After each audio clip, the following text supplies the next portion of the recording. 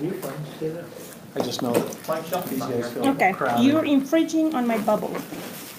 You ain't seen nothing yet, sister. Oh, downstairs. How are you, Kathy? Hi, Chief, how We're are actually you? streaming now, Nancy? so. Doing good? You got 2 iPads now, Dan? This controls this, and They that's don't for the have them, Mevo. or they're not Yeah. strong enough. And this is or- actually the I microphone. like it. You got it, huh? The microphone for the Mevo is off this. So. Mike's not. So they just foresee Yeah, you do a lot being of problematic if they I have love an that. actual incident. I look really great. Having the teams go in and be on different floors, not being able to talk. Or the guys Slow and outside steady can't, wins the the race. command post Right. can't hear them inside. Nor the medics are inside and they call for something and they can't be heard. There's something about the schools, the way they're built and the metal and stuff in there that shuts our signals down. Okay, well, I mean, I know cell phone coverage is difficard in the buildings. Same thing, So yeah, probably for the same reason. same thing, yeah. They do an ultrasound to see where they're going. Live X-ray, isn't it? A live X-ray. For those who can't get their information, they would get. And then they do down, yes, it was a live X-ray. To make sure that they're going No. on. Most came to the business time, and then 2 people showed up at 7:30, but they left right at 8. I think it was good. I like the second picture of this. Prices and colors. Yeah. There we are. What was that, Scott? So if I sit over here, I'm not lying. There you go. Here, are we waiting for Christine? She said she'd be here at 5. Just a forum. Just a minute. Okay.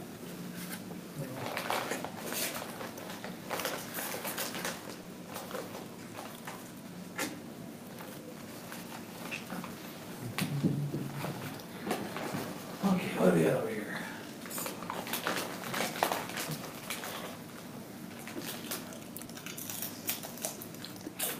Well, we're not ruled out. What do you think? Nancy, can I get you a drink or something? Thank you. I actually have a bottle of water in my bags. She has a busy I'm night, good. yeah. Yeah, we're having the district annual Apex Awards dinner is Oh, so we tonight. need to get you started and get out of here. No, it's fine. It doesn't start till 7, so with the reception prior to the house. Still. So, Paul, let's get started. It's 5 o'clock. You tell me when we're ready. Are we ready? All right. Appreciate everyone's attendance and welcome to the City of Cottonwood Heights, a work session on this Tuesday, September 11th, 9/11, which I think we all remember 17 years ago, nearly 3,000 lives were lost in New York. For those who have visited that site, it's, we think of our first responders, it's especially along with others, it's humbling. You know, you think of history, and they always remember where we were. I remember where I was when John F. Kennedy was shot, and I remember where I was on 9/11, and a couple others like that. But I remember my wedding day and a few others. You know, those are a time in history that is important to remember. And so, in our business meeting tonight, I'll ask the audience to take a moment of silence before the pledge. And once we get there. But looking at our agenda this evening, we're going to begin with welcoming Nancy Keeney from the Canyon School District. And appreciate the update. We're watching a lot of things happen across the street, and I'm sure that's part of it. So we'll turn the time over to you. all right, thank you, Mayor, and thank you for bringing to my mind an experience that I had earlier this spring at the 9/11 Memorial in New York City. It's the first time I was able to get there, and it was very sobering and heartwarming at the same time, the way they've done that memorial. And I think you're right, all of us have a special feeling about where we were and what it means to us and how our lives are different because of it. So, So true. thank you. So we have a new school year underway. This is the 4th week, if you can believe it already. And yeah, we're in the 4th week. And so far it's been a really smooth start. It's interesting, the enrollment counts and the early numbers are that district-wide, we're about 200 students up. So we're increasing. And Brighton High School and Butler Middle School are slightly up, while the elementary schools are slightly down. However, that being said, kindergarten and first grade numbers are up in this area. So it might reflect something that you're seeing as a city, that homes are selling to young families and they're starting their school careers. So we're excited and happy about I'm that. glad to hear you say that, because I wrote that in the article explaining it Oh, today, something along Okay. those lines, so. good. Well, the numbers so far are showing that to be the case. And we were able to start the year what we consider fully staffed. There might have been 1 or 2 positions here or there in some of the jobs that tend to have more of a revolving door anyway, but as far as classroom and transportation personnel, we're fully staffed. And then also this year, the district has increased the personnel in the school buildings to help out with social, emotional, and behavioral wellness of So every students. school has a psychologist, or? There's a psychologist or a social worker or a behavioral specialist assigned to every school. And they work together as a district coordinated team in this student responsive services is the name of the department.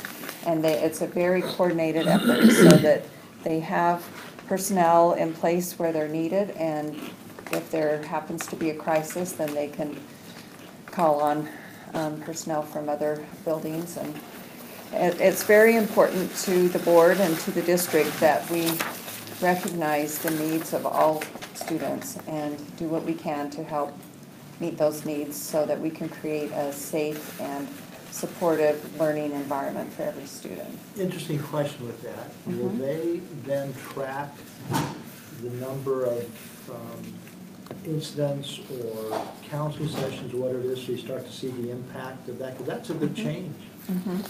Yeah, I'd be interested to see It that. is. I'm sure they will keep those sorts of reports. Yeah. Obviously, any individual student situation would not be So just to tracked, but just to better understand the impact of doing that. yeah. And the purpose is to support students and families and help them understand what other resources might be available that they would need and to help with the day-to-day situations and supports. So that is something that is new for this school year. Any questions about the start of the new school year? No? Okay. How do you get those resources out to the parents or the children, even high school kids, so they know it's available? The district communications department has been communicating things, and I'm assuming at each school level, they're also sending information home to families. If you feel like that information isn't getting out appropriately, we can talk to the I'm communications just curious. people. I'm sure they're doing something, I just wondered what. Uh-huh. Well, it's a new direction. Yeah. With Yeah. the It's nature exciting. of the challenges we have across the country, that they have a psychologist or social worker in every school. Is other districts following suit, or are we following suit? Many are. I would like to think we're leading out. Okay. And it isn't new. We've had these supports in place. We've just increased the number of Right, we've had it personnel. in certain schools, but not every school, right? Yeah, yeah. And we consider it to be a very important factor in the conversation about school and student safety, just overall well-being of students. So, And as far as, the communication back and forth to home uh-huh. has always been going on. I know that I'm getting emails and stuff. Mhm. And I'm assuming you probably have it on Canvas as well. I think each school does Skyward and some do Or the Canvas. Sky- Skyward is the general communication tool that we use. And I know many principals have weekly emails that they send out to parents, and I'm assuming that they will communicate I'm sure the these community councils will resources use and how to tap into those resources if they think there's a need, so. And I applaud the effort personally. Thank you, thank you. So, yeah, as you mentioned, the construction project across the street is coming right along. I did check with Principal Sherwood, and he said that it seems like the parking situation is calming down, that the kids are getting used to what the situation is. And again, we thank the city for your cooperation and your support and help with that. They transitioned this year to a single lunch, so all Can we the go back students to have the lunch. Oh, parking? yes. You know, it's Uh-huh. it's a passion of mine, Yes. sustainability and air Uh-huh. quality. And I just was curious, have there been any measures implemented to try to get more students out of their cars and onto their scooters or bikes? You know, there's been conversations about it, but the teenagers are a little bit resistant on that, just Well, because. if they had no parking, they would have no other choice, right? Right. So So that's part of it, but carpooling, I know they've really tried to incentivize carpooling. how many, remind me, is this 1 year that we have to worry about the parking or 2? 3 years, it's all 3 years. I guess I would ask Mayor that we consider a policy on how to help the school district with incentivizing carpooling and riding bikes and walking. And because I think this is like the best opportunity that we may ever have to maybe try to change things when you have a 3-year window. If you don't give them a parking place, they're gonna have to figure it out. And so how would you propose doing that? Just meeting with the district? I mean, conceptually. I don't know, I mean, I need to think about it, but I guess I was thinking I was hoping it was 1 year. I didn't realize it was 3 years, and But maybe what Nancy could do is take back that idea and see if there's Yeah. support on the district side, and then meet with us, say, what can we do And, to look yeah. at mitigating some of the parking problems? Yeah. And it's kind of a win-win situation Yeah. by encouraging scooters, Yeah. Biking, you know, and see what challenges it. because Right, and I just so appreciate you that, know, my and- son will be a freshman next year. Okay, And he, as this council knows, I've said it many times, he's ridden to Butler Middle School and he will start riding again because of his ski activities. And so it would be my goal to get him on the road. It's my goal to hopefully work with Mike to figure out how to turn this boulevard into biking only, no parking along there, a true bike lane. And it just seems like all these pieces could fit together and be really fabulous, like earth-shattering, Well, too. worldwide amazement. yeah, and I appreciate that, and following previous conversations that we've had, I've had a chance to chat with the principal and some of the school student leaders and people at the district, and they're all like, yeah, it's all a good idea, but getting teenagers, especially the pathway or the routes that some of them take have some pretty steep hills, you know, going both directions, and that's, and plus they run late, they don't plan ahead, you know. But I know there are Those kind of some, things, but I'm not saying that we shouldn't, but Sounds I'm like a saying lot that of we've ease, had right? some, It's a lot of, Well, you know. I think yes, that, we've had some those conversations, opportunities. and we can have Christine more. was saying, what could we as a city do, not putting more onus on you guys, but we are looking at subsidizing rain barrels for the community. We could get in a partnership with local bicycle outlets and subsidize electric bikes and electric scooters. A nominal subsidy, but enough that it piques interest and well, the scooter engages. thing is, And then we could is out offer there, but. parking and charging stations. Yeah, in fact, Like a row. we threw that idea out to the principal. Why don't you contact Lime or Bird and see if they'd be willing We should do a brainstorm. to drop a few for this corridor right here, just. But for me, and then just one person thinking, if the district is interested in meeting to talk about it, I think we can come up with unique ideas, because I know at Butler Elementary and Butler Middle, historically, there's been a lot more biking in the past. It seems to get less and less, but, because I've seen them, I've witnessed them, yeah. Used to be able to, they used to pull them in and put them in the locked area and all that stuff, and help them, give them a safe place to keep their bikes and encourage the flow. It's kind of, Yeah. but I'd love to sit in a meeting and see if there's something we can do to encourage that. I think it's, there's so much interest in just the cleaner air too, and the carbon fuel issue. It's a whole myriad of things that I think we all want to be sensitive to that's tied to this. So Okay. I'd love to meet with the district and talk about it. I will. I'll bring that up, and we'll see if we can schedule a time that we can just kind of all sit around the table and brainstorm, and then, you know, just see what comes out of that. Like I said, I've had these conversations and invited the school to do that, but I don't know what has come of their conversation, Like, we but, want to help more than just lip Well, service. especially to We want communicate best. it to our community. and that would be a lot of it as well, is Yeah. sometimes people get in habits that maybe they just need to think, It'll oh be- wait, there's another alternative. Oh, sure.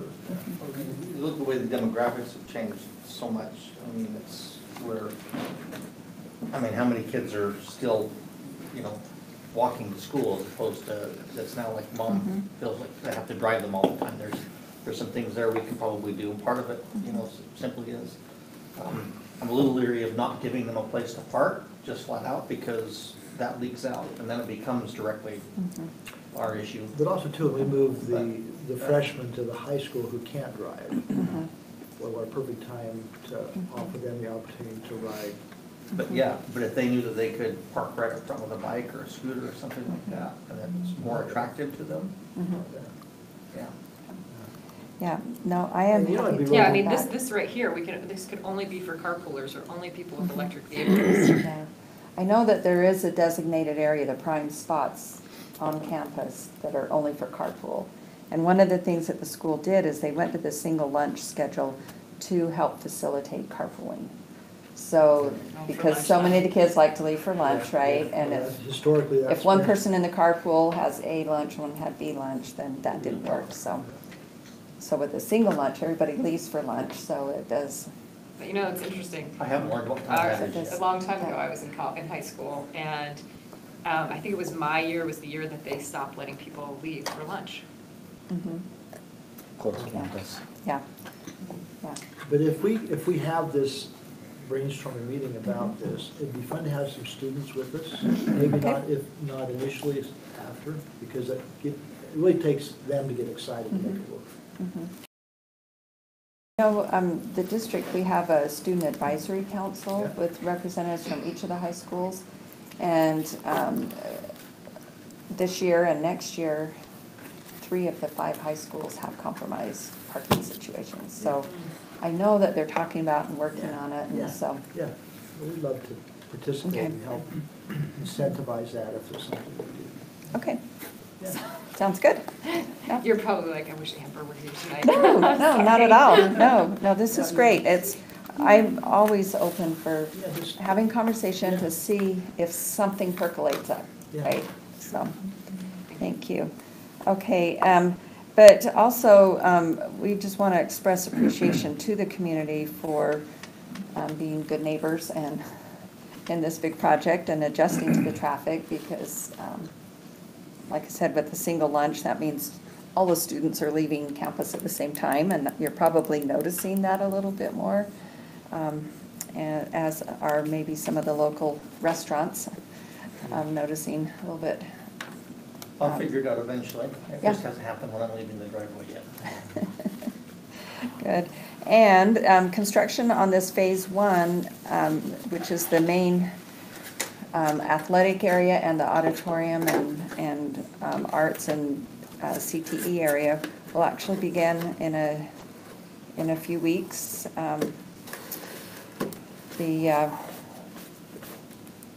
At least the site work on that is being done right now.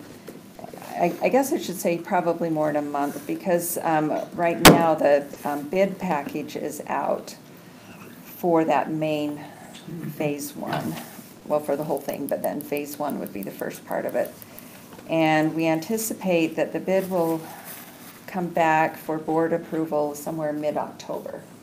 And that work will begin immediately following that. The site package, the work that's going underway right now should be completed this fall. That's the temporary parking situations and some of the groundwork, ground preparation work, and the baseball and softball fields. So that's what they're working on right now. And that should be completed this fall. And phase 1, like I said, is the auditorium and the athletic areas, and that's projected to be completed sometime the winter of 1920. And at that point, hopefully, 1920? 2020? Next year. kind of, when we transition from I'm sorry. 1919 to 1920, sorry, school's year, 2019 to 2020. We'll get that clear, sorry. Well, we should have solved the parking problem. Yeah. was We the don't year have cars if we go back in time, huh? That's the year I was born. We just have to worry about the Oh, numbers. thank you, sorry about that. No, No, so, okay, so that's actually quite a bit longer than I'm, so they're thinking that transition into those, using some of those newer buildings is actually like kind of 18 mid-year. months. It'll be mid-year, Okay. possibly at the end of the, The winter, mhm, honestly. I mhm. mean, it's another dry winter. Yep. It could go faster if it's really bad. It could be. Yeah. So we are quite anxious to get the bids in on the project because then that will lock down the cost, and just cost of materials is rising constantly. So the sooner we can get that locked down, then the better. We'll have an idea on our budget and how all that will go. And then I know we've talked about in the past about communication with the contractors, and so we have an identified person with the contractors and with the Canyons District Communications Department. So as they start that regular communication back and forth, we'll make sure that the city also receives that information. And at any time, if you have questions or concerns, please, I know you know who to reach out to, Yeah. but please don't hesitate to call I me assume or it's still under whoever Rick else. Conger as far as the He's- construction part of it? Yeah, mhm, or Leon, either one of those. Right, yeah. Mhm. But speaking of Rick Conger, he was working on those pickleball lines, and I don't know if they've happened yet, but it's, That's just one simple line, yeah. Uh-huh. That hasn't, but they're working on it. Okay. It's just, yeah, people make it a much bigger deal than this is. It's- okay. But I understand that he has contacted you and understands what Yep, needs to happen, and they'll get to it. yep, it's a simple thing. So, yeah. good. Thank you. Good. So that's what I have to report. Is there anything else that you'd like me to work on or bring back? Or Anything from public safety or? We've already spoken about it, thank you. Mhm. Yeah. No, Good. it's when we appreciate the update and, and this idea about getting the kids to look at alternative ways for transportation, I think that's wonderful, and Great. we I will- appreciate that opportunity to maybe meet and just talk about it and brainstorm. Yeah. Yeah, see what we can create. Yep, that's great. I will get back to you with, Yeah. you know, That a must be, yeah. potential time and place, or who to contact to I guess arrange you a too, you potential have- time and I guess place. the foundation has a golf tournament next week too. Yes, Foundation Golf Tournament is on the 19th up For at the Wasatch. Canyons Education Foundation, Mhm. they do a lot of, I mean, I think it's amazing how much money goes to scholarships from that foundation. Mhm.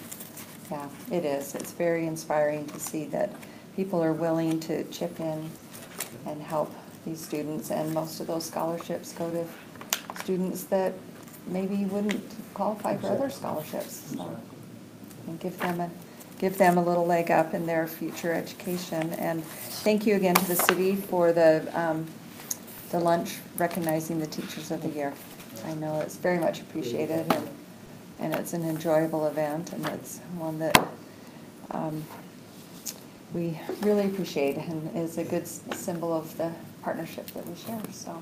Hi Nancy, thank you very much. All Now you right. have another Thank you. meeting, so we'll excuse Yeah, you. thank you. Thank you. Have a good evening. Hope it's productive for you. Thanks. All right, if you'll look at your agenda for the business meeting, a couple things. One, it's my understanding, somebody told me we'll have a bunch of scouts here, a bunch of Eagle Scouts. We were told that someone called and said there would be some scouts attending tonight, so we'll try to get in there quickly and see what we can find out about names and information on that. Yeah, we'll ask one of them to lead us in the pledge, and before that, if there's no objections, I'll ask for a moment of silence and recognition of 9/11 and lives lost as a result of that. Okay. Then on 2.0, we have a couple acknowledgements prior to citizen comments. We have Doug Folsom here from the Utah Local Government Trust. Is he giving us an award or the Yes. reimbursement? Is that what it is? So- Check we get every year? Yep, every year we submit information for this trust accountability program. It shows that we are trying to Kind reduce of like a risk. rebate. We we used to get a rebate, but when we quit doing our workman's comp insurance, you have to have both workman's comp and liability in order to get the financial rebate, but they still acknowledge and recognize us for our efforts. It's not financial. We don't get Because the- we save money by going to the direct. Mhm. And then Scott, we have Pam Roberts here from Watside Front Waste and Recycling, doing a presentation, is that right? What that's about? Some of the recycling issues that they're dealing with The update. yeah, with changing the Chinese policy on what they're accepting and the costs. Okay. So she'll. She had sent out a preview Yeah. presentation. I don't know if anybody watched that or not. Then we'll have citizen comments, and we have two standing monthly reports. Lieutenant Dan Bartlett will do the police report, and then Matt will give us a report on Public Works, a couple items there. We have some action items, so please, if you have any questions, let us know on this. First is consideration of ordinance 306, it's telecommunications franchise to Crown Castle, NG West LLC. Cable telecommunications. Shane, maybe you can share with what that is. I mean, I read it, This is similar to the franchise that was granted to another provider a few months ago. This is for but small cell. well, it's just for the cable, the fiber optic cable system, and ultimately that will be used for small cell facilities that are in the public right of way. So these are for wires. I beg your pardon? Is that an exclusive franchise? Bill, you're only, No, it's a non-exclusive franchise. We have to grant them to all the providers, so. Okay. As a result of Senate Bill 189 legislature a couple years ago. Many of these providers before SB 189 went into the Public Services Commission and got certificates of public necessity, and so they would have been allowed to occupy the right-of-way even without SB 189. But I can't recall if Crown Castle did that, but that's what most of them were doing. So this is not something we really have a right to say no to. It's something we are basically required to do from the state. And the Federal Telecommunications Act as well. So yeah. Are we going to monitor? So we're doing what we can. Yeah. Okay. Item 5.2, I think we've all talked about. We'll be appointing Bryce Hattery as interim city manager to up to a maximum of 90 days. We'll kind of see how that goes as we progress. Okay. Then item 5.3, resolution 2018-56. Matt, maybe you could respond to this. It's accepting bid and approving construction contract with Staker Parson regarding improvements along Park Center Drive for under $60,000. What is that? This is part of the 2018-2019 project list that we've presented. This will be for a mill and an overlay on Park Center Drive. So is that dollar amount? That was a bid. Is that under or more than? That is about 13,000 under the engineer's estimate and under the allotted. Okay. how many bids did we take? I can't remember. There might have been 3 or 4 that were submitted. The sheet I saw had 3 columns on Was it. it I 3? don't know if there Okay. were more. We competitively bid all. It was an open public bid, as with all of our projects. So we take whatever people would submit.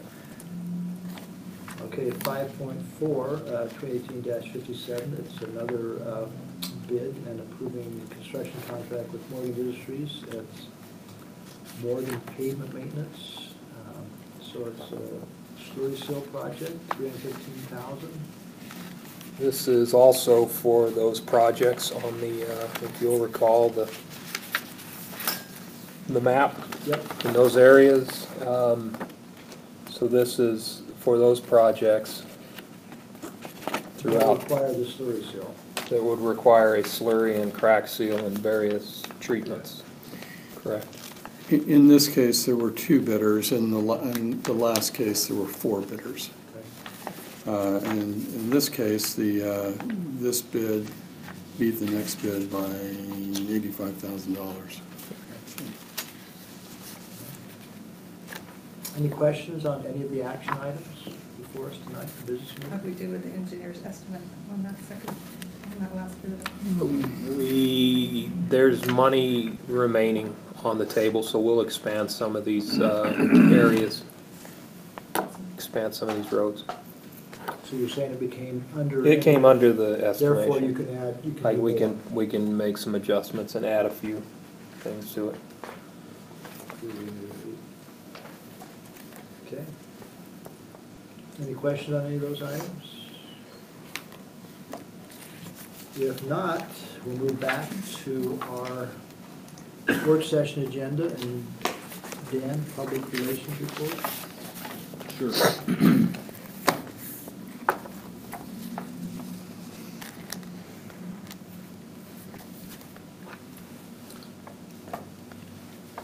One man behind bars tonight after a crime spree and a police chase ends in Cottonwood Heights. Police officers tried to pull a stolen car over near 1300 East and 6600 South.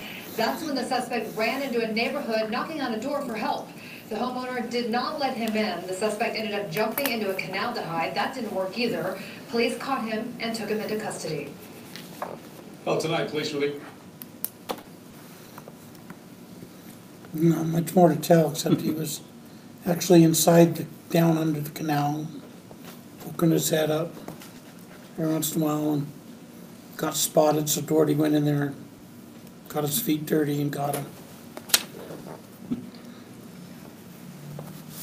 Overnight, a man is now in jail who police say injured officers when he lit himself on fire. That happened recently at a gas station in Kaysville. The U.S. Marshals arrested 26-year-old Tyler Iverson yesterday in Cottonwood Heights. They say he was wanted on multiple felony charges, including aggravated arson and aggravated assault. Back in April, Iverson lit himself on fire in a convenience store bathroom right there. It injured 4 officers who saved his life. Iverson's family says he's been battling mental illness for several years. And developing news, man is dead following. Yeah, he moved in with a relative in our city, and we'd had some calls there concerned about the torch, so we executed the warrants. Okay, this is not a video clip, but a clip of on the internet. They did play a video, which I had difficult time playing here. For some reason, the clip was corrupted. But Channel 13 did do a story based on a press release we sent out about the marathon, and it did get the word out. I was actually able to reference this article to folks who wondered if we put the word out. So it was good of them to do that. So that was there. That's there. And then last night, our good old Stan got on the news here. We'll go ahead and play that for you. Yeah, volunteers here in Utah gearing up to help hurricane victims when that storm hits the East Coast. Lisa Nico spoke with veteran volunteers at the Red Cross. Lisa, what are they leaving? A handful of volunteers are now still on standby. They're preparing themselves and their equipment so that they can leave at a moment's notice. I'm always eager to go help. Red Cross volunteer Tina Spencer is on standby, ready to go at a moment's notice.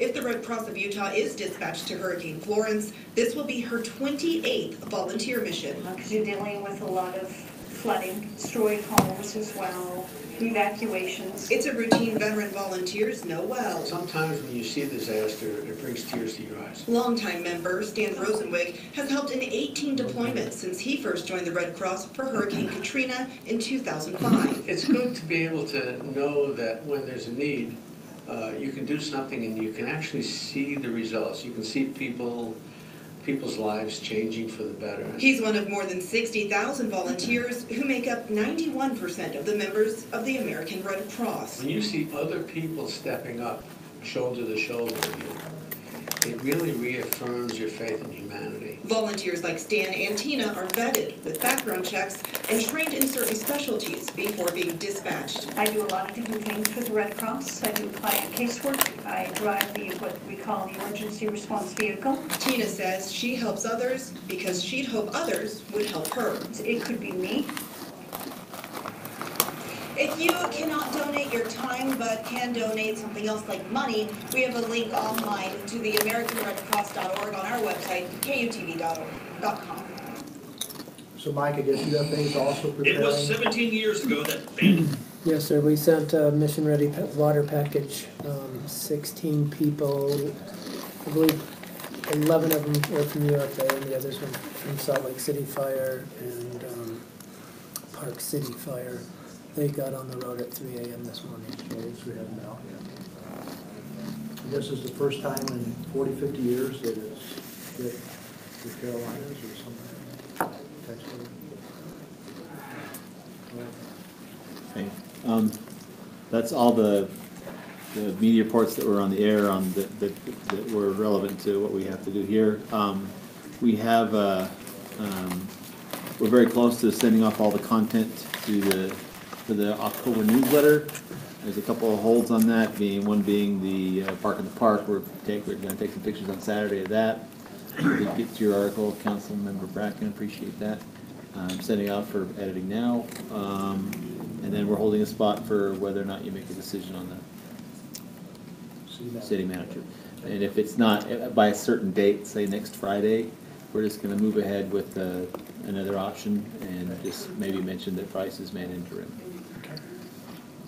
Also, election coverage. We're doing some elections on there as well to remind people to vote, and that you can vote here, you can vote by mail, you can vote, drop off your ballot here, the same stuff we do every year. Elections were coming up twice at the beginning and end of the article. The other part of I did send to all of you the social media comments that were gathered after the marathon, and so that's for your perusal as you see fit. Just from a observation standpoint, I'd say it was less negative than we've had in years past. We'll still have a post-race evaluation at some point, I guess. Okay. Rob, your staff and meets with. I've already So sent you they're up coming my. here next week. Pardon me? Email from them saying they're on our agenda on the 20th. It's actually 2 weeks. That's just for the money for the foundation. Right? But then I said, that's what I understood. I got an email from the organizers today saying that they were planning to be here on the 25th. Sounds like we didn't have that. No, I think they are planning on being here on the 24th, 25th. That's the day that I know there's a date set for them to do a formal presentation to the Collin Heights Foundation, but I understood that they were going to be looking at Christine's suggestion of going under Wasatch, taking in feedback from our police as to any tweaks we want to do from last year, and just talking about how we go forward. I didn't know that was in the 25th. Did everyone read Robbie's comment and suggestions? I thought they were brilliant. Could you recap your idea? Well, we, the marathon itself is wonderful to watch, brings a lot of attention to our city. It's going to be the largest, or it's the largest one in the state. It's inspiring to watch. It really is. It's quite spectacular. That said, I think you've gotten a lot less complaints because people are frustrated and simply think it does no good. And they're tired of complaining and not getting anything. We disrupt people going to and from events for several hours during the morning. We disrupt businesses trying to conduct their average business day. People can't get in and out, including myself. I couldn't even get a police car over into Hillside tires, but we receive no economic benefit for that. They will tell you that there's $1 million that's received by Salt Lake City, as a result of the marathon. That money's not coming to us. It's downtown where they're staying in hotels, we're eating at restaurants, gas in their cars, things like that. What we do get from them is a check for $5,000 to the rec center. And I was thinking, you know, if you run the numbers, it's $500,000 worth of fees to participate in that event, Plus sponsorships. plus sponsorships on top of that, and we get 5%. Now, we control the infrastructure for the entire event. We have the parking. We get 1%, We get, exactly. not 5. What did I say? With all the sponsors, it may be like Yeah. Probably less than half of 1%. 1%. Right, and we have the parking garages where they park and where they stage, and we use our school buses to get them up the canyon. They've told me before that no other city will let them do it because it's just too disruptive to the city, but we allow them to do it. This is a policy question. This is for you to decide whether you like it and whether it's worth it and weigh the pros and cons. It's not a police issue. We'll do whatever you choose. My thought was simply, if you'd like to stop, we won't argue. If you'd like to continue, the only suggestion I have is that we should get a more sizable grant into our parks and trail system. Maybe put up the shade structures, maybe charging stations, whatever you want to do, just so that the people feel like I've been inconvenienced, our businesses have been tolerant. So I liked one of the suggestions you had to hit home with me. I mean, can you think of, I've got a lot of them from Logan to St. George, and most of them are owned by the public. This is owned by the private, so I think that has some concern. And, you know, with the idea of, like you threw out other ideas, of which I was thinking of as well, I have too, is, you know, some type of fund or something with respect to trails, or something that puts back into high priority area of our city. But even then, I still think there's a lot of questions as to the impact. You know, can we mitigate some of those concerns? So I think a post-race discussion formally with us about the different options to us. Yeah, it's just. Now, I spoke to Brenneman about the suggestions, and it would still, even going underneath Wasatch, it's still on the other marathon when they're crossing and having to come back over Wasatch, it still won't open it up. It'll still disrupt the citizens now up and down Fort Union. It is an annoyance for that day. Now, I guess have to judge, is it worth it? Is the benefit worth the cost that we're using? And, you know, this was built by taxpayer dollars. They're using in our cities and our streets and everything, and I'm a little biased because I think this is a for-profit event that we're helping put a lot of money in their pocket, and I just don't see the city getting back a fair share. Also, you know, to be fair, what the city's getting back, okay, I don't know, are there constituents that are getting something back? Is this something that there's do we have an active lifestyle that likes things like this? I mean, In a good argument, I think you'll find that a very small percentage of those runners are from Cottonwood Heights. We asked him, it was like 70 or 80 out of thousands. I really like the open trails idea, having them dedicate some money, workload, et cetera, and they could find sponsors to engage in that process. Well, then we need to then create a mechanism where we can make sure money earmarked to something. It has to be material, yeah. Yeah, we could talk about that maybe in our closed session. Yeah. Let's brainstorm. Thanks, Robbie. Okay. And then the other, just the downside of that is it's so huge. We have to bring in outside officers, so Murray, without mentioning agencies, there were several agencies there to help. And as I drove up Fort Union, I heard some yelling, and I see these officers from outside agency yelling at motorists, you know, to turn and to navigate, and there's not a need for that. And they think it's us because they can't distinguish between a Cottonwood Heights officer and an outside officer who doesn't actually have the same buy-in because they're just being paid out cash to be here for that day. That's a police issue I can deal with, but. And I'll validate that, my wife got yelled at. Did she? She just asked a simple question, and you guys said, yeah, that's the way it is. Really? She just asked a question, well, about when will this open, this, you know? That's the other. All right. Anyway, that's all I think I had for public relations. I did attend the YCC dinner with you last week. I will not be in the meeting in 2 weeks on the 25th, so this Amiibo thing will have to be provided by somebody else, or we won't have it. Work that out with Bryce and Paul, if you will. Paul will be gone in 2 weeks also, so that puts So we us in a both real. It's my clerk's conference. Maybe we should just cancel the meeting.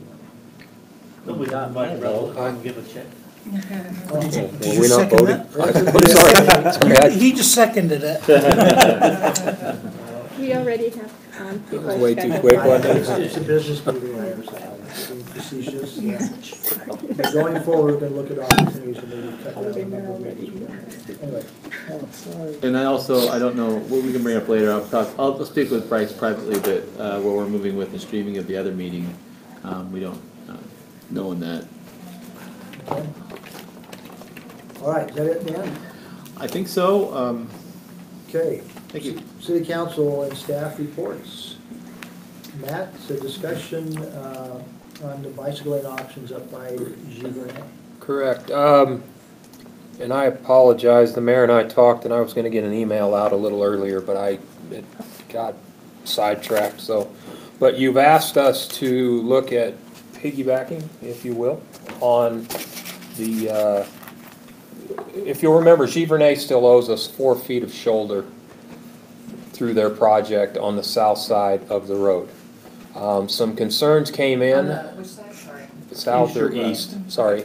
The road kind of moves, and so if I say east, somebody says south. If I say south, I get told. So anyway. On the west side, right? On the other side of the road. No, east, Oh, the it's far on the side. east Oh, it's not in front of it. Opposite the development. Yeah, we're- All right, okay. In front of Giverny, on the other side of the road. Giverny, when they came, they do owe us 4 feet. There were some concerns that during this project that what had existed there before was wiped out. As with all these projects, we go through inspections, we go through punch lists, and one of the items that showed up was, in fact, we still have more asphalt to put down. Contractor and developer realize this. They're not arguing with it. They're saying, yeah, they're getting ready to pave another phase up there, and they're going to do their 4 feet with this phase. What was existing there before varied anywhere from 1 foot to 5 feet. I mean, it just kind of varied across, but about an average of 3 to 4 feet was there previously, and that was the area that people were looking at and saying was gone. So, ensuring that we kept the same thing during the review, we said you had to add the shoulder. So the shoulder's going back. Council asked us to go back and see what it would take to perhaps add another 2 feet of asphalt or oil, add another 2 feet, so that we could go in there and put a 5-foot bike lane with a shoulder stripe and give us sort of a more of a delineation of a bicycle lane as opposed to just having 4 feet. We went back to the contractor to get a price. So the contractor returned, it's about $9,000 to do that to add that extra 2 feet, the length of the project. It's a little over $9,000. That's what the developer told you, their contractor. This is the contractor. I've got their quote right here. Now, as you think about this, the AASHTO standards do say that a bicycle lane, if there's no parking, which there isn't along this section, and there's no curb and gutter, 4 feet can work as a quote-unquote bicycle lane, and we can mark it as such if that's the desire. So we will get the 4 feet, and they also owe us some width down by the condos as well. So we still need to restripe some of that area. So what we'll end up with, if we do nothing and just go with what was planned, from the boundary, the city boundary, the county line, up to Wasatch will be a 4 foot to 5 foot bicycle lane the whole way through. If you want to add 5 feet in front of Giverny, that section, contract would be about $9,000. It could be a little bit less. I think that's the worst case scenario. That's the number that they came up with. Now, we don't bid this, we didn't call it around because What was the unit cost on it? Like 77 cents or? $4.50 a square foot on the oil. No, $4.80 a square foot on the oil, $1.70 on the road base. And then the striping was around $1,600–1,700. Now, we didn't bid this because, one, this is an active project, and we can't. Would it be more, you'd assume, if you had to have somebody come out in stages? Yeah, if I had somebody come back out and mobilize, there is no mob cost in this, and there's some things that go on. Plus, you would end up with 2 seams within 6 feet of each other, which isn't good. And as it is an active project, we would have to wait until they were done, gone, and out of the area. So we are beholden to this number that they've quoted us if we choose to go that route and go the extra 2 feet. So my question to council or direction, or I'm looking for, or a nod, if you would like to go that way, we need to come up with a way to fund it. Or we can stay with the 4 feet, and as has been mentioned before, as things develop across the street in that area, we add we do the full width and that.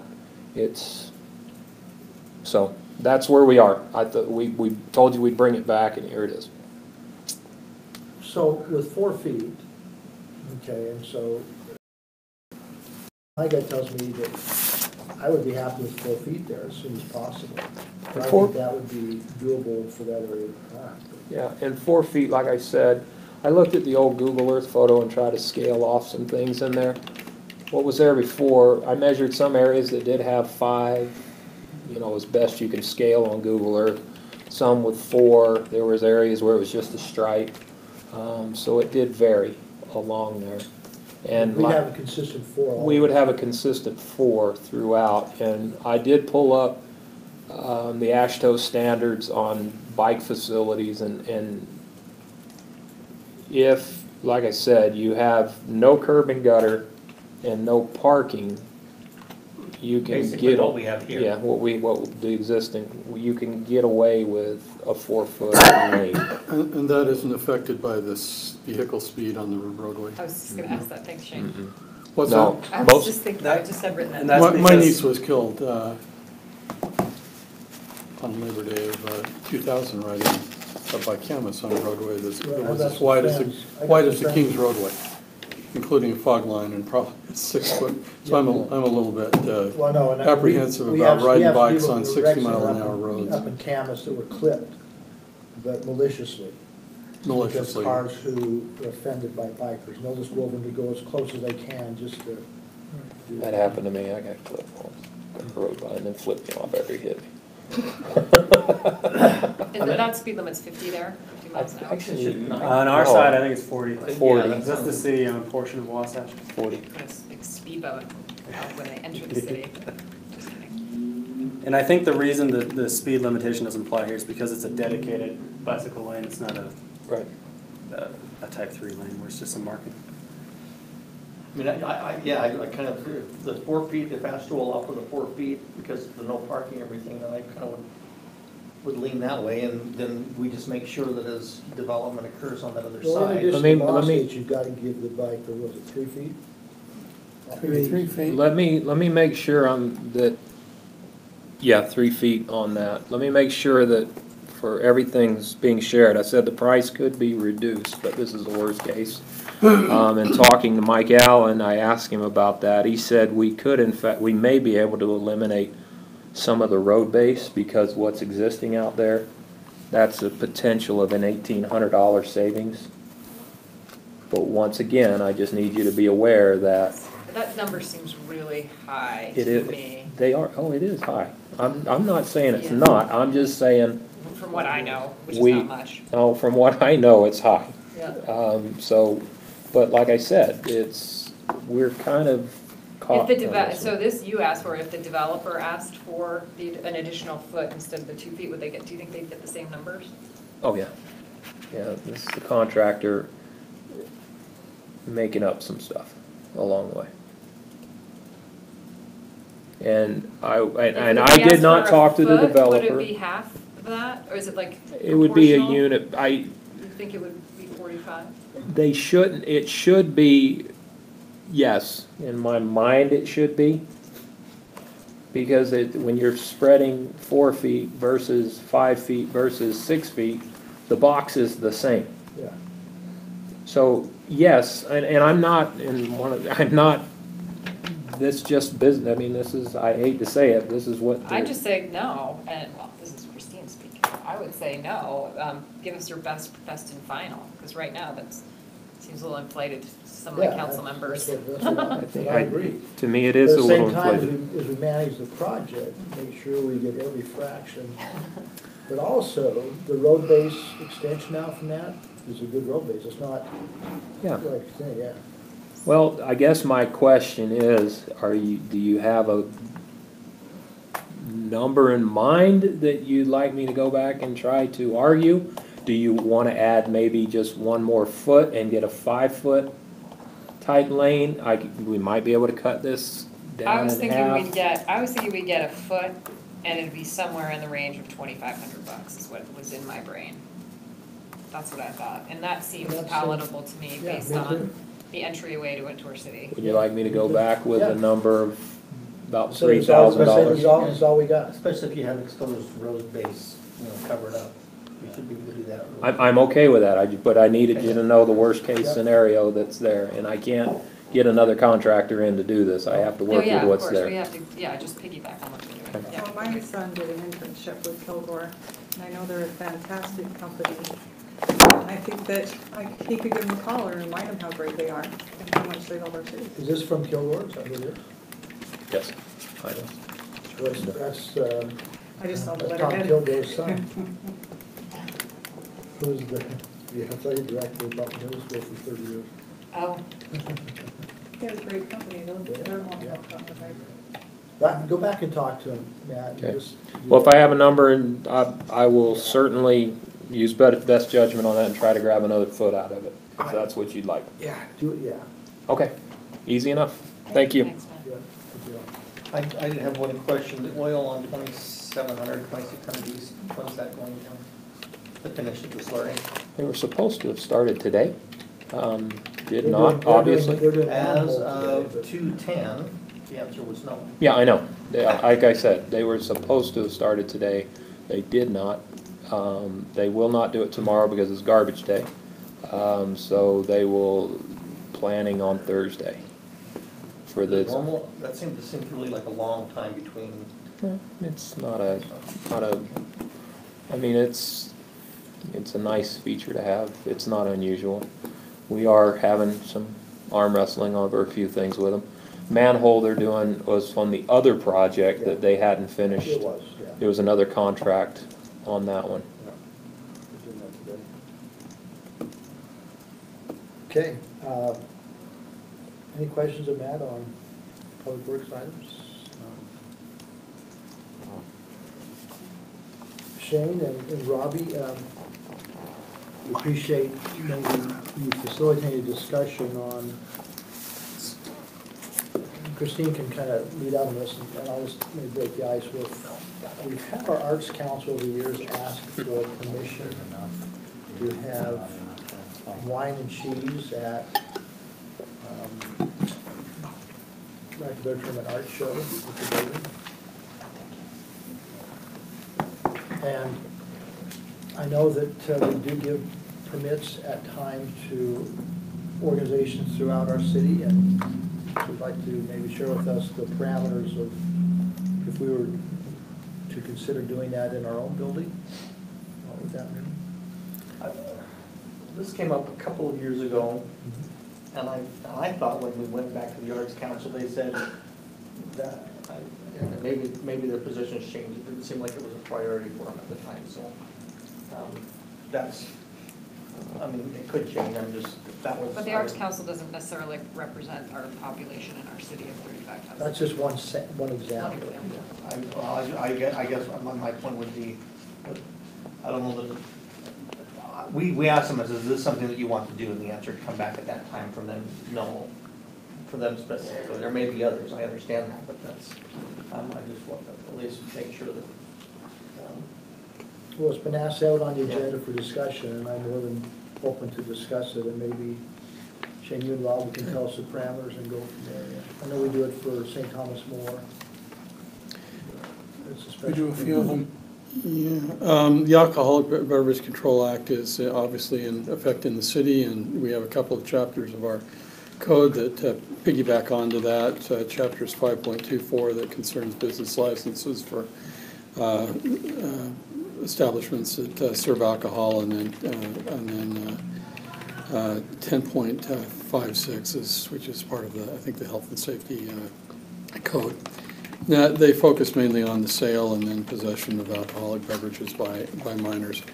According to the ABC website, truly private events don't need an event permit, and I confirmed that today with Bonnie Bills of the Alcoholic Beverage Control Commission.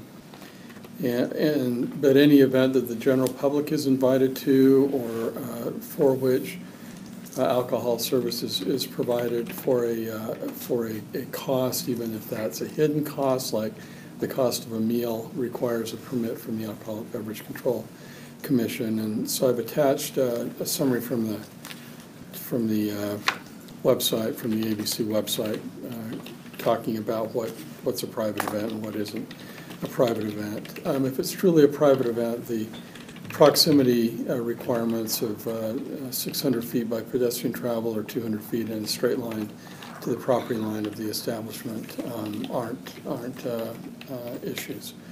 And then we have in chapter 1948, that's our special events chapter, and as I went through that, it looks to me like maybe something happening in City Hall could be viewed as a public, as a special event. I don't know that we have traditionally viewed it as such and required people to get a special events permit. Instead, we, I think, went down the pathway of requiring permits to use the City Hall facility. And Resolution 2016-92 adopted a facility use policy for the City Hall facility, and that prohibits the possession or consumption of alcoholic beverages on the premises. Because that was changed by amendment, or rather, because that was adopted by resolution, it can be, a new policy can be adopted by resolution, and that prohibition changed. So that's kind of what I have, and Robbie probably has a different slant on things. Quick question. So, for example, a wedding party, that would be considered a private event and no special permit would be required? Yeah, if they're not inviting everybody in the world, if it's a private list of invitees and they're not holding a cash bar or charging for the meal or something like that, well, I think that would be viewed as a private event. Shane, I have a question to the Dram Shop Act.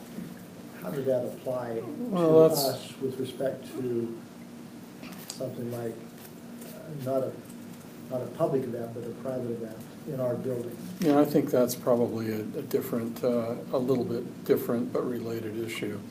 And I think that if the decision was to allow the service of alcoholic beverages at City Hall, well, then we would need to, we would be, it would be advisable for us to require the sponsor of the event to obtain insurance coverage, Dram Shop type insurance coverage that would extend to the city as well for the event. Even if it was a private event, there are still going to be, to me, issues of over-serving and things like that that would come into play.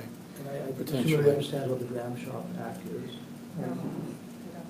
Well, explain it. It's, yeah, I've dealt with it for years. If you're at a party or you go to a bar and you get in your car and you drive away and you get into an accident, the state has people that'll go back and pull your credit card receipts, see where you're drinking at, and you are held liable for that event, for over serving the people at the, that gone to an accident, so the host of the party, a private house, or when it to Van Skyver. And they do it on bars when we have fatal accidents. They go back and check. That's my question. The legal reality is that a plaintiff's lawyer is going to sue everybody that got even close to having anything to do with that party and or that event, and the city is going to get named as the owner of the facility where it But occurred. can't you could just have if it was a wedding in the case that Tally brought up, they could just have an additional insurance policy. Yeah, and so we would need to change our policy to include that requirement, and then we would need to control the insurance so that we are getting the coverage through the trust and just charging. That would be an additional charge for the event permit that we would We do that collect. on a few events we do now, we get additional insurance. Based on potential liability we do, and I've got some information from the trust. When we give Robbie and Shane the opportunity, I'll weigh in at the end of that if you want. So what, the police department doesn't have a different take on it than Shane does.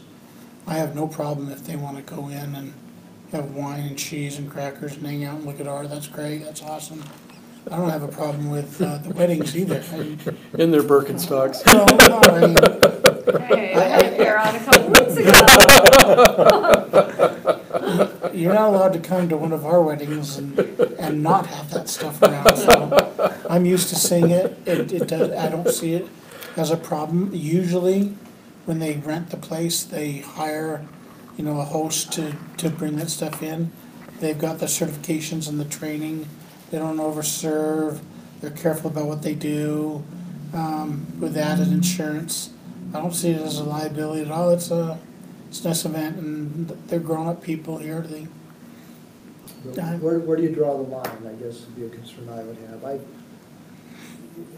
In parks, we dealt with that for years and getting permits. In rec centers, which were similar, we dealt with that for years. And I've got burned a couple of times years ago, but because they say one thing and something else happens differently. Yeah, but they weren't attached to a police department either. That's true, but you're not here, I mean. Well, you are. I've been here a lot of nights when you're not really here, when you're out here, yeah. I mean, one related thing is we prohibit alcoholic beverages in our public parks, but my reading of the definitions indicates this facility is not included in that yet. So Shane, if it's an art show and there's an entry fee charged to go to the art show, does that make it not? Does that make it? I don't know. We would have to check with the ABC because then presumably an argument could be made that they're recapturing the cost of their alcoholic beverages through the entry fees. Certainly, if the art show is open to the general public, that's one of the triggers for a required permit. So let's find out on that particular point. I think it sounds to me Well, like if weddings are fine. if it's a by invitation art show, Right. is that what you're talking about? It's by invitation, but they prepay to attend the art show. Find out if that particular item is an issue. It sounds like weddings are good to go if it's a guest list only and they rent the facility and they pay the insurance fee, they should be fine. So we should have an ordinance that accommodates that and potentially the other. Well, but wait a minute, are you saying weddings only? What if it's 50-year anniversary for a married couple? Same thing as a wedding? Well, yeah, What if it's about- guest list only and there's no entry fee. That's what I'm saying, it's not just wedding, we're saying almost any Private function, private function. truly private function. Yeah, this says to qualify for this exception to obtaining a permit, you must be hosting a specific social, business, or recreational event where, one, the event is being held in a private home, room, area, hall, or building, which is either owned or has been leased or rented in advance for a private party. Two, the event is limited in attendance to people who have been specifically designated and their guests. Three, the alcoholic beverages are furnished without charge. So that's that last one's the issue that you have noted. Another question I have. I'll call up my friend Bonnie and ask her. Yeah, another question would be about underage drinking and activity like that. How do they sign something that minimizes our liability with underage drinking, or how do That's we? that separate insurance policy. Well, that's gonna be a crime, and I don't know that the, So I can weigh in on that if you'd like. I asked Greg Baumgartner at the trust to give me their take on things and how they would look at it. Our insurance could cover us under a few circumstances. One, if we have a public event, and we follow all the state laws and statutes in the service of that, would be one type, or another would be like at a golf course or a city-owned facility where you acknowledge that you're gonna serve alcohol, and again, you comply with all the state laws. The second type of event is if the city chooses to allow third parties to rent the facility, so it's not under the umbrella of the city. We say, we own the facility, but you come and you rent it, you pay the money for it. Yep, in those cases, like a wedding party or things like that. Then in those cases, we require the third-party insurance, and we can require that the serving of the alcohol be through a licensed distributor or vendor that operates within the laws. And they provide the proof of the liquor coverage and all that type of stuff. And then they become the ones liable for violating any of the serving laws or things of that nature. And Greg just said, you know what, every city we work with, even if it's a city umbrella event, we always encourage them to hire a third party to do the service. Years ago, I was in another community where they would have a Oktoberfest, and they were just having volunteers serve the alcohol, and DABC sent somebody up on the weekend, and sure enough, they caught them breaking about 3 different laws, you know, as they're up there drinking behind the counter and all that kind of stuff, and they just finally said it's not worth it, and so you just have a third party come in and provide it.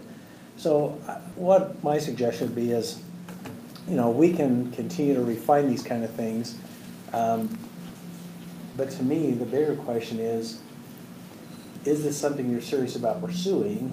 If you are, and we're not asking for a vote, I mean, but Shane's time costs money, our time takes us away from other activities.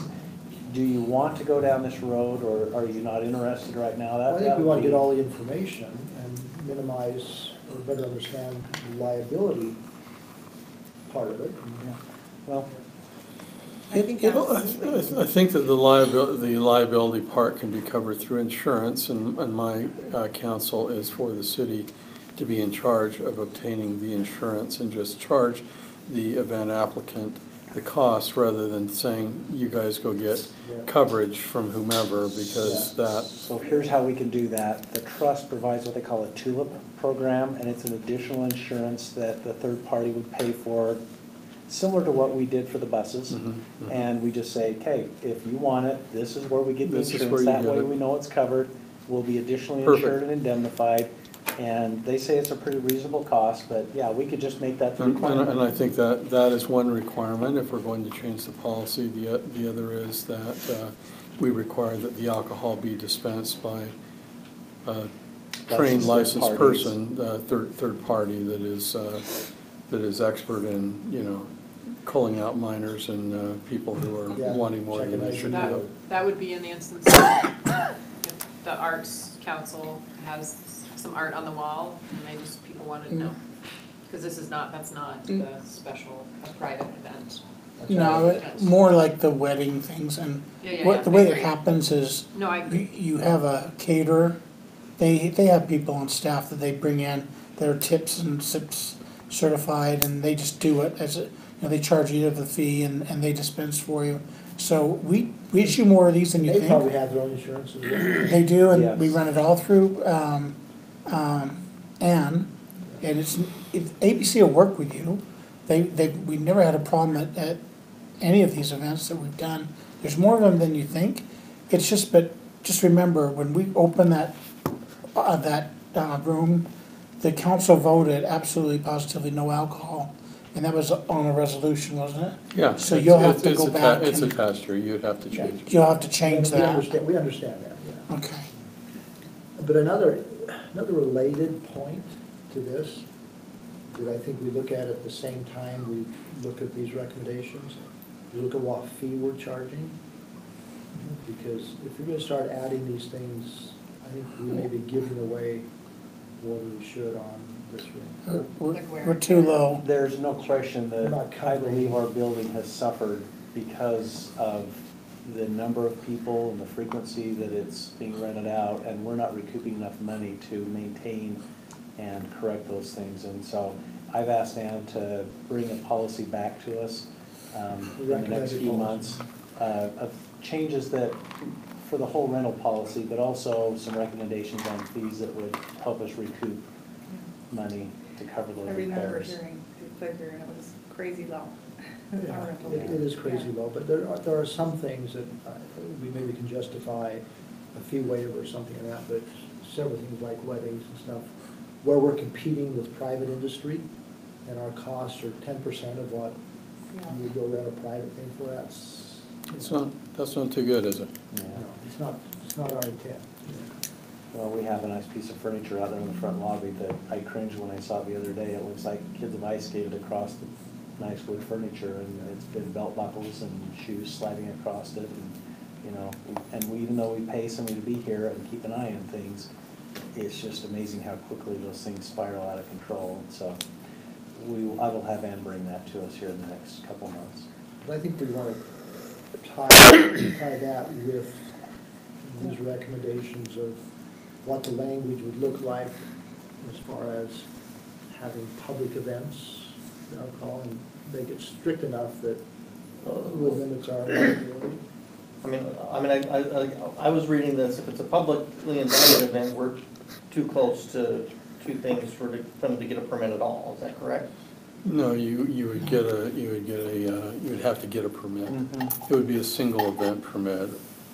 And, but at that point, if you have a single event permit, why then that is triggering proximity issues that the ABC is able to look at.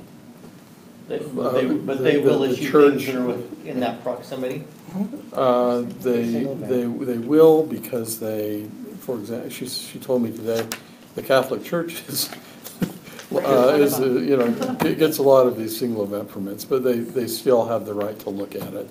But it sounds like, it's not going to be as the sort of scrutiny as if you're trying to set up a permanent, establishment within that proximity. They have Days of Yore, they do bingo nights. St. Thomas More has their own school, so yeah, you can get it. And they're really pretty good. You'd be surprised how accommodating the ABC can be with us. And they just, if it's a big event, so many people that are expected, they ask you to have an officer or two there. Other than that, then they say just, you have to cordon off an area or use wristbands like at the Greek Festival. You have to use the wristbands if you're gonna get alcohol, that kind of thing, but nothing you can't. But every work wedding around. that would fill out an application to rent the community room, and in there somewhere where you state if they want to have alcohol, then we would require these things be done prior. No, they go to the ABC and they bring you back a permit. Right. Well, if it's a wedding, they don't need a permit. That's right. If it's truly Okay. a private event, so we would have to come up with some That's where checklist or form that they would fill out if they wanted to serve alcohol to make sure it's truly a private event, and then we would have to do who's going to serve the liquor and who's going to provide the insurance. And would police all of that as far as on the application filling out who those parties are? But who, no pun intended, polices the event itself, that they comply with our expectations of age and those things. I mean, I've had a couple in my career of running out facilities and allowed it, and then at 3 o'clock in the morning, I get a police call that we just arrested 13 teenagers at a county rec facility because of the event that so that's happened more than once. If we always require that these private parties bring in a third-party server and business and... i.e. wedding? Yeah. Everybody. Well, that's what I'm saying. Everybody. Okay, Don't that's let actually people my bring their question. own keg in or their own bottles of wine. You just say, if you want to have it, we are requiring that you Okay. bring in a third-party server. Okay, then I'm supportive conceptually if we have that requirement. Yeah. We can set the bar. Formal Not monitoring, that word, but there's some expectation of how that's managed. You know why they do that?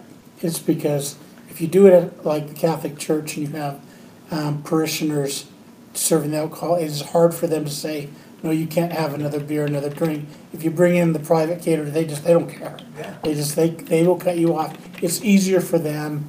It reduces their liability.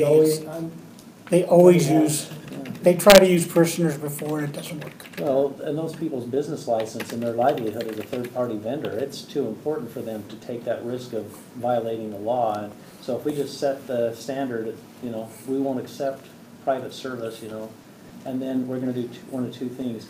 First, we require them to get the TULIP insurance, and then we require the third party to provide a certificate as the city is additionally insured and indemnified, so it's a double blanket coverage.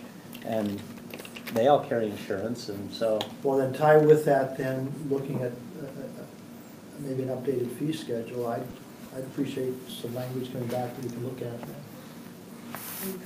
Okay, so that's the direction is to. Scott, you okay with just looking at it that this way? I know we need to, we need to fee schedule and other things there, so. Okay. So you All can part prepare of the that same language on that, discussion. is that? Yeah, can you give me information about the tulip thing? Yeah. You know, last point to Robbie's concern or statement about the original council when the city was formed, not everyone alcohol on premises. I think we need to acknowledge that our demographics have changed substantially in the last decade, and they'll continue to because we're such an awesome city and we draw a lot of out-of-state residents. So it's important. I think it was never, we always say we still gave permits lots of places historically. It's just here is with the weed and that sort. The only real Sorry, significant. Oh, it's okay, that particular policy just went into effect in 2016 when this building was completed. That was this building. And so that was a discussion that was had at the time. Yeah. What do we do about alcohol? And the decision was made, we're just gonna prohibit it because there's too many issues. So now we'll explore another pathway. Yeah, sounds like Bryce got all the answers on this one, so. Well, It usually does. those things, yeah. And then, do you have the name of whatever this outfit is that, are these servers part of a Yeah, they get a union or a group no, or a certificate or what? They get a License certificate. I'll get it for you. Okay, thanks. I mean, in all reality, the demographics of our city have not changed in that respect at all. The largest one we've seen is with building new schools and some families coming in. But we have always had a fairly diverse people, and there are certainly people who've done that. This certainly doesn't go back 13 years for that policy. I'll prepare a red line of the City Hall use policy that kind of deals with this. And My thing is just as long as we're well protected. Because I tell you, I think it's not. To include any city property, meaning parks, city No, hall? just City Hall. Just city hall, okay, that's helpful. I'll oppose it in the parks, yeah. Okay. And not even just City Hall, you're talking about the community room in City Hall, right? Yeah. Yeah, okay. Right. Just so we don't have them in the hall, it's a No. parking lot. Okay, thank you for the Because discussion. if do a car show in the parking lot would be, Okay. that's what I'm talking about. All right, moving on to item C under council staff reports. It was suggested that we take a look at our procurement policy with respect to giving some additional credit for businesses that show a level of diversity. I'm not sure how they do that, but Bryce checked with Salt Lake County to find out what they introduced. Dan? Sorry? Do you have a way of changing me over to It's right here. click share? Let's do the east table. Do the east table It's instead? going to take a while for the click share to come up. So I, believe it or not, got to go on quite an exploration to find communities that have these procurement policies. Salt Lake County was the primary one that I think, Christine, you had heard about. And so a gentleman by the name of Jason was kind enough to share. Where is it? That doesn't look like my computer. You're probably an extra screen. You should, Sure saw a computer from the fire department. Oh, I'm sorry, let me go to table east, table, right? Yeah. I actually think I found Still it. mine? She just took a screen grab and said, I'll just get what she said. Move your mouse all the way It's to not the right of presenting that. right. I know, he's, I I got know, on it looks table pretty east. neat. Yeah, okay, so So partway that's your- there. the next- That's you're on you an gotta extra drag screen. your window over to the right. You're. You've got two screens right now.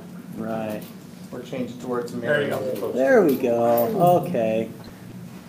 Yeah, the only problem is that's not the one I want to show you. Let's keep working at this. Yeah, I do have dual screens on my, Reference system. okay. So, the county was kind enough to share this. Salt Lake City has some similar procurement I think this policies. is a good, I think you find this across the country now. It's coming out more and more. Yeah, it's There's, as you can see here, right at the very top, vendors request the following preferences: employee healthcare preferences, so they're wanting to know that vendors are providing healthcare for their employees. Veterans and company-wide hiring preferences, small or women-owned, minority-owned emerging business preferences. Salt Lake City has some specific classifications of businesses that they have referenced in theirs. And so they're just recognizing that there's lots of different businesses out there, and they're saying, we're going in the evaluation process to give some additional points for our businesses that meet these. And this was just a summary that the county had. Does it talk about how they weight it and how much credit is given to those? So Salt Lake City had a table on theirs, and I think it referenced like half a point. But half a point to what, I don't know. So it's just a determination of how much additional point. When I talked to the procurement officer there at Salt Lake City, he goes, you know, it's not a huge swing. It's not like one of these types of But at businesses. least you publish that, and so Yeah. people know, which I think is Yeah. beneficial as the point given. Yep. And I think it focuses the conversation. Yeah. Green and sustainable businesses that can show that they adopt those Can we policies. piggyback the lead onto this? The lead's a different thing. Resolution, especially preference to those that voluntarily adhere to the lead. That's just green building codes. The leads is, wow, that's a, Aggressively green, but it's just half the point and the competition. Here's how I would summarize this. Number one, Salt Lake City and Salt Lake County both have very large departments that deal with this, and so I'm impressed with how well they've defined all these kind of things. If we were going to do something like this, I would just say we need to copy them and bootleg off of them. That's the wonderful thing about municipal government, is you can plagiarize left and right. And then we would have to determine how we score and give these points. And then you just build it into your RFP and say, realize as we evaluate, these will be some things that'll give some extra weight to the scoring, so. we want, if we can, to make it quantifiable, so it's Sure. not personality, or it's not Right. just I like this person or this person, but some quantifiable something that we can. And these policies definitely have language in them that define that more fully. Part of the challenge for us is going to be that with all of these, they have to certify, the business has to certify that they meet these. And then you have to have people who are smart enough to read the documentation and say, okay, yeah, you're qualifying. There's local businesses. There are these businesses that meet these federal guidelines for diversity and these kind of things, and you can actually apply for business licenses that reference that.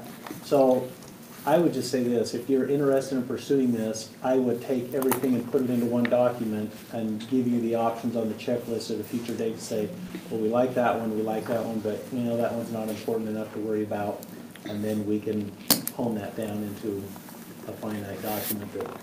Could we do one more inquiry with Salt Lake City or Salt Lake County? Okay. And see if they do have a resolution regarding preference to lead certified building? They didn't reference leads. I actually have, let me think where that's at. A resolution. I'm confused on that. I understood your email earlier about lead. We're talking about going out in RFP. You want to give a preference to people who apply for requests for proposals that happen to be in a lead building? That commit. to following lead So that's standards. construction though. I think where you find those standards is you give development incentives or Yeah. density I guess I'm not bonuses seeing or how that's. setback Two reductions. separate. So that'd be a zoning ordinance tool, I think. Okay. And we can certainly look into Can that. you pursue that?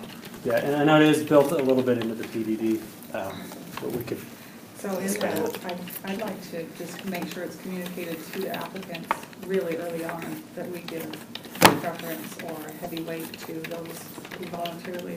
yeah, and in land use, it's more an incentives-based thing. If you do a certification, you get, you get some bonus that you don't otherwise get. Okay. Like So- higher density or less landscaping. or- Building height, less landscaping, less setback, something. Yeah. We I can mean, have that conversation. the reality is this building is the equivalent. Okay. We just didn't pay $75,000 for the certificate because we were really tight on the budget. So we absolutely conform. Well, with different those. levels of these too. Right. We were not at the high level. Yeah, this was, it was, I think, We didn't put in gold, but Right, not platinum. it was, Whatever we did. So, but yeah, it was kind of expensive to get the certificate, but we certainly But were I think conscious you, and. but I think you make a strong point, which I support, is that we want to give preference or encourage at minimum people to be lead-oriented and all the time. So let me share with you, here's some scoring information here. Half point for policy of non-discrimination, half point for state compliant apprenticeship programs, half a point for pre-employment for cause drug testing. So these are values that the county says, we want to know that these businesses are supporting these types of policies that keep employees safe, I things like assume that's that. based upon a 100-point Well, evaluation. I'd for- have to still call, I'm sorry, this was Salt Lake City right here. So, yeah, I'm sorry, this is under Salt Lake Cities. Then it went down to the counties. This is where the county has preferable purchasing policy guidelines on environmentally preferable purchasing, so. They do have lead right Yeah, so again, LEED is part of a building assessment, but this, as you can see, is definitely saying we want to support businesses who are being environmentally friendly and green, and it's a very extensive policy here. And so, yeah, you can see they've referenced Yeah, LEED click that and see design. where it goes, or does it? Actually, well, let's see if it does. Where I pulled this out of the website, I don't know if I have the links. Yeah. But there's a lot there. In fact, there are so many different categories. It's really going to come down to, do you want it all, or do you just want to pick from the best? I like piggybacking off hard work. Oh, I always spill everything. Absolutely. So I just wanted to give you a taste of what's out there, and is this something you want us to continue refining? Yeah, as fast as we can, I do. Thanks. All right, that's where we'll go with it. Awesome. Thank you. Mayor, I also had one other item. Did you want me to do, I don't know time-wise, the LPC review today? I know that we hadn't discussed that earlier, but I went to the LPC meeting today, and they have 4 resolutions that they voted on today. The first one is local authority on medical marijuana.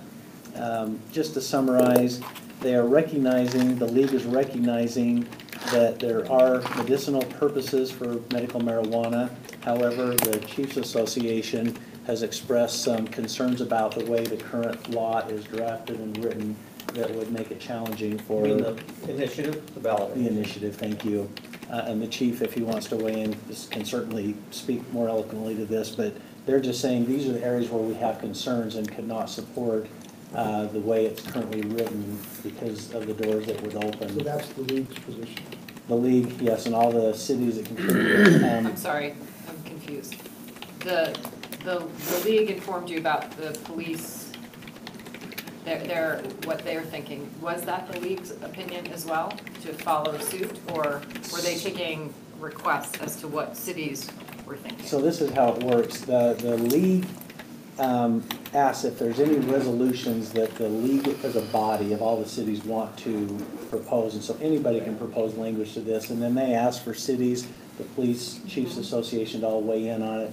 And then they formulate language that has been adopted. And Cameron took some time to explain how influential these resolutions are. He shared several We haven't examples. passed any resolutions, we're just forming the resolutions. I'm sorry, they were today, They voted on resolution? No, they just reviewed them because it'll take the board, it'll take all the cities that are Right, voting on those who are Friday. authorized to vote. Yeah, so they just reviewed them today with the board and people that came to the LPC. I apologize for that. Is that Friday morning session? Yes, and that's where you can go and get your cards for voting. Thank you.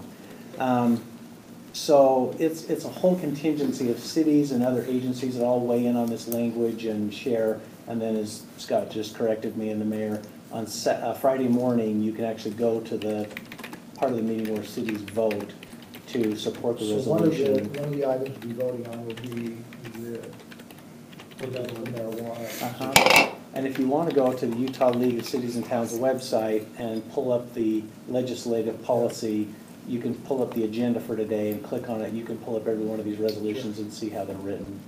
So they say we recognize the importance of medicinal marijuana, but we have these concerns. And so that resolution. But the league could still support it, subject to changes if it were to be passed by the citizens, right? They I are thought saying the whole thing is, the ballot is just, okay. This is just the league's position. Yep, and they're saying they recognize that the voters will vote on it. They're just saying, legislature, please be aware that if it is voted on, here's some concerns that we have with it. And so as the laws that are formulated to regulate it, we want to make sure the laws address these concerns. So should we spend some time on this? Well, I would See where we certainly stand? suggest that you read the resolution to get familiar with those. And if you want to weigh in. Can you tell me off the top of your head, in the resolution, will it be like the DABC?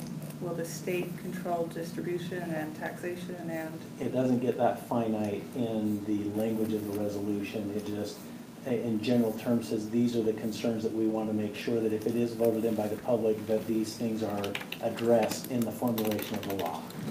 Yeah, my concern would be that municipalities don't benefit financially and that it all goes to the state.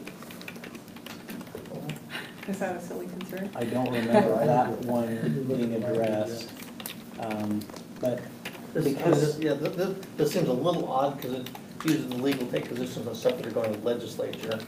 But at the same time, there's certainly a coalition of people who lined up on both sides saying we support and we don't for these reasons. I'm assuming this will probably mirror some of the people on the, you said that because the chiefs, I know the police. Yeah, we wrote a letter police today as a people said group. that.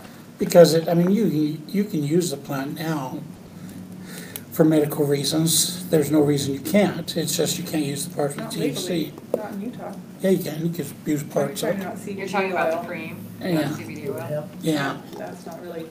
But what this opens the door to is using the whole plant and it opens the door to recreational use. I don't think so. Well. And I'll take whatever I can get. Yeah, if your child's having seizures, if you're an epileptic, it's very beneficial. Patients going through chemotherapy. I think compassion is going to prevail, and I do think it's going to pass, and we should be prepared. We need to see what the league's position is. Well, shouldn't we take a position though? I mean, ourselves, I don't know why we would rely on. Well, it's hard, but I guess what I'm saying, for me, I need more information to take a final position personally. I don't know. But we should be educating ourselves rather than having somebody give us information that we educate ourselves At the about. conference, I want to go find out. I don't think that the league is asking for our input as a city, whether or not we think it should or shouldn't pass. I think they're saying, in case it does pass, what do you want accounted for, or Yeah, the citizens across the state will vote. Right, so I don't think we as a city should put forward a yay or nay on the resolution itself, but we should share our sentiment with, if it passes, we want this and this and this addressed. And that's exactly what the resolution addresses. So I would encourage you, because I'm being very 30,000 foot level, I'm not trying to get into specifics. Pull up on the league website, pull up the LPC, look at the agenda, the resolutions are all identified on there. Become familiar with them, and they're asking for the body of the league, meaning the cities, and you as elected officials that can share information. So was there a lot of discussion on that? Mostly today, they had the chief of the Chiefs Association for Tom. Bountiful get Tom up, Ross. and he just shared his concerns, like he said the way the law is written right now, that someone who's using it outside of a restaurant or someplace, the police could approach them and say, you're not allowed to use it in this proximity to the building. But the fact that they could only fine them $100, he said, that's the maximum fine that a person can get. He says people can get a higher speeding ticket fine than someone who's using it.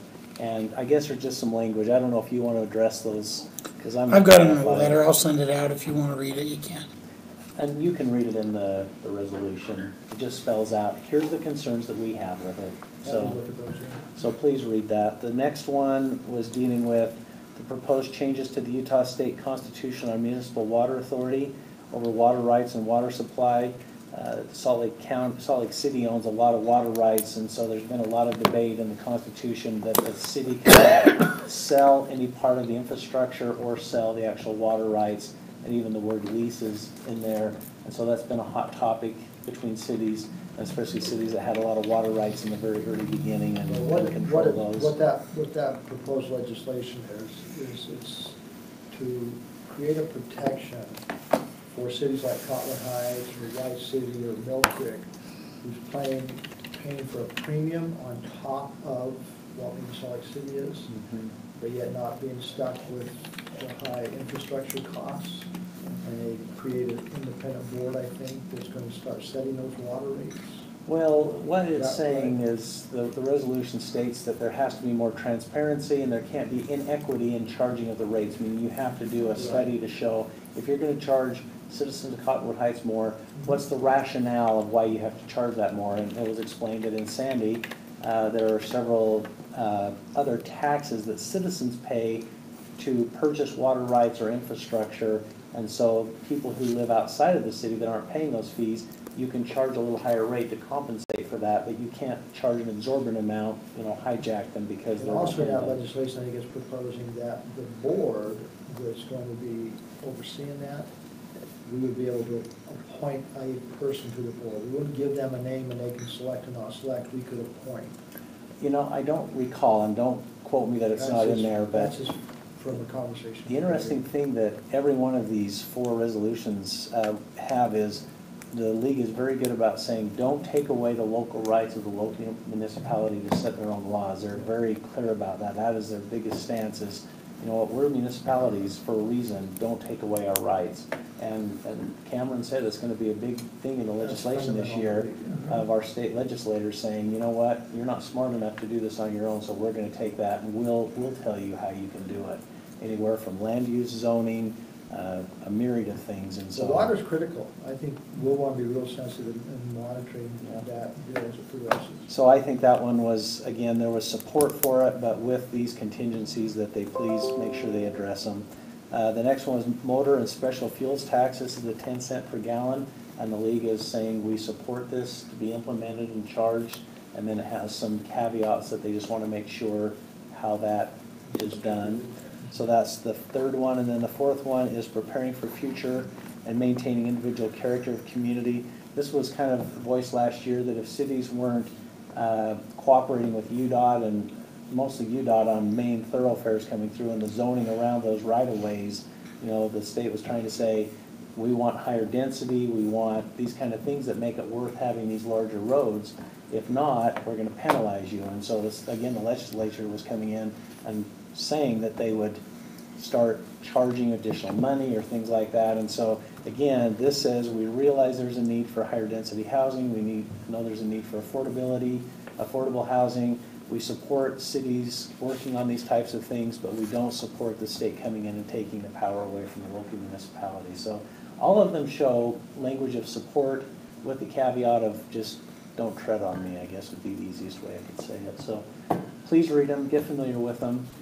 Rachel Otto with the league would definitely be the person that could help you if you want to understand more of how you could be involved in this and have input on the language and things before the voting on Friday. Okay, well, our liaison to the league is both the city manager and Christine, so keep them going. I don't know why, I never did get an invite on that meeting. So perhaps I'm not on the email list. Well, let me find the I email only that knew went because out. you, It's just a League of Cities and Towns that goes to everyone who's on there. There's a certain group that LPC, I thought just came out as a blanket wide. Let me find that email and see. If you didn't get it, then we certainly can go back to the league and say, hey, do you have Christine's email address? And I'll send that reminder to have him check. Are you both at the training tomorrow? I'm there, the conference. Starts at 9 o'clock. Well, yeah, it's the opening. That's the kickoff. 10 to 10:15. Huh? Derek Carl's speaking. Oh, yeah, there's some excellent. And we're saving a table for everyone. That's what we've typically done, is try to get in there and corral a Well, table. on certain day, yeah, I can't, Thursday I can't be at lunch, but there before and after. We'll just email around to you and tell us if you're there or not, and we'll know how many chairs to save. And then those of you who've wanted the tickets for the Friday night, that's more in the theater, and so it's, everybody just kind of goes in there. Okay. Any I other never saw questions? Mr. Rogers' movie, but. That's tonight. We'll get out in time to see that. Yes. Excellent film. Okay, that's all that I have, Mayor. Absolutely. All right. Shutting you down. Yep. There's something else, we could take a 10-minute break, that would be long. Well, that'd be really nice to set up in there. Well, there is one other thing I'd like to walk on real quickly, and this is budget related. When we went through the budget and we looked at our lobbyists, we agreed on a reduction to one of our two lobbyists from, what was it, from 45 to 20 on Brian Allen. What was that? But after we did that, we found out that we have an existing contract.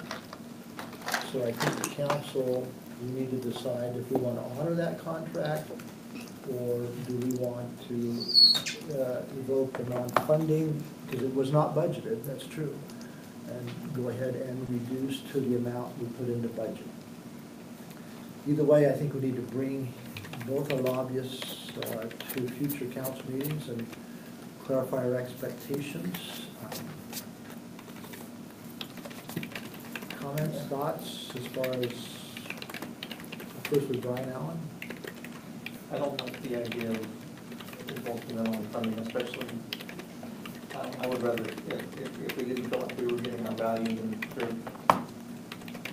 make sure that we are. And that he's Was that a 2-year contract, 1-year contract? on Brian Allen? Probably 3 or so. 3 that we just signed within this last 12 months. Mhm. You signed it like right before the new council came in.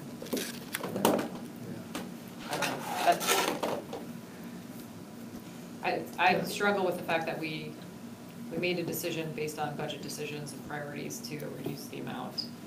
And if we don't follow, I mean, I see your point, Scott, but I struggle. Well, when you go that route, it has long-term ramifications. Like what? You know, can you get them? I guess I also have issues with somebody doing that on, you know, with a lobby specifically, that I can see that could be very damaging in the long term. But I think we could get the value of the contract from Brian. I think he would certainly be willing to do that. Why don't we start with the meeting with the lobbyists and outline the expectations and have a discussion both tonight? Do that, or we could, I could, invite him here next meeting. Well, that was a good plan on talking, or I can meet with him and tell him through budget restraints, I have reduced that, and I think, if he's aware of that reduction? I do not know if John ever approached him. I assume he was told. I know that I saw that John sent an email to you as a council, but I couldn't verify whether he had that conversation with you or not. Yeah. Contract, maybe we.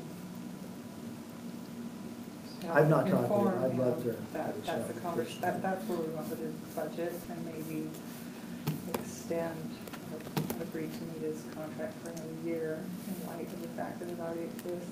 That might be a compromise, do it for this next year, and then after that, we want the option to reevaluate it. Revisit it, yeah. Then we need to come up with $20,000.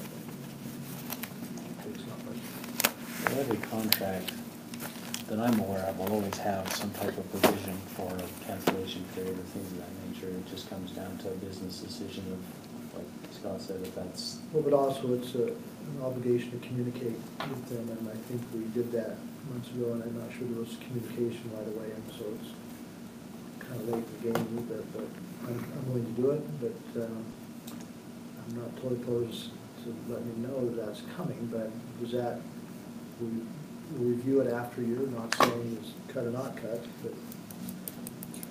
Let's start with the conversation, yes.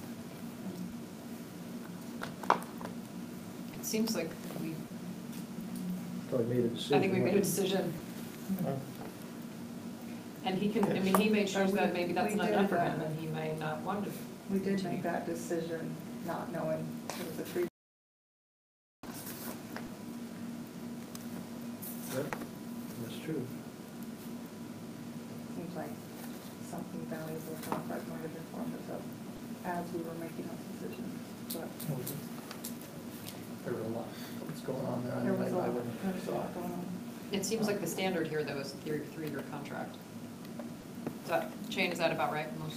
I think so. On the contracts that have been in place for quite a while, we're spending a lot of time renewing them every year, so we just moved to something about, I think the average is about 3 years.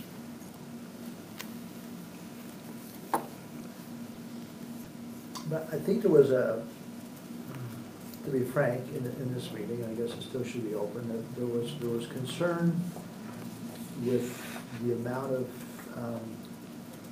value we were receiving from those lobbyist contracts, you know, monetarily and et cetera. And I think there was a discussion, to be frank, that there was a question on one if we were getting that level of value. And maybe there's something that should be happening that we haven't asked for. Maybe part of it's our responsibility, but I'd love to. I mean, have them come in, yeah, I mean, it'd be great to meet with them, I mean, we certainly have received value from those contracts in the past, maybe it's just a matter of clarifying it and making sure that we know what. So what is our expectation from lobbyists? I mean, there's financial expectations of bringing in resources that offset the cost, the investment. Absolutely. That's a big piece, obviously. There's communicating our preference on influencing legislation. I think maybe a more local perspective is that if our lobbyists are also at a UDOT meeting where they're talking about Wasatch Boulevard, that they would view that as a platform to say, I represent Cottonwood Heights City and this is what I would expect, and I'm not sure if that happens. Well, it's just like when we talk about parking structure, there's a lobbyist that works for the county and works for us both, and therefore we wear both hats. I think at minimum, they need to bring in enough value to compensate their own. Well, we figured that. Well, that's easy on Greg's, it's a little more, a lot of what Brian has done has kind of helped keep us out of more of avoidance things. This could really hurt the bill if we get this changed, then it should be okay for us. Various legislative. I guess my limited experience with the LPC this last year was that I felt like the ULCT has such a strong lobbying team, and I felt like we relied on them just generally. I can't think of an issue where we diverted from them, and if we did divert, there are a number of people on the Hill we could call and say, here's this one issue, can you help us focus on it? And really focus on it versus watch, 300 I think it was budgeted. What level of service do we get for that? That's still, substantial. I know there's a history. But I suspect we sit down and talk to them, and that would probably be the best route to have them come. Okay, I'll be here next week. Okay, is it all right with that? If she's in town, that would be. Yeah, yes, so I'll do that. Okay, we'll have him here next week. And what about Mr. Curtis? Is he also 3-year, I assume? Yep. Was that renewed last year, Shane, do you know? But we'll bring him. It's, Or both his of is, them? his is, That's what I was Greg's, told. Greg's was renewed last year, and I think it generally goes for the same period of time. We used to do him annually or every couple of years. We might have moved to 3 years with him as well.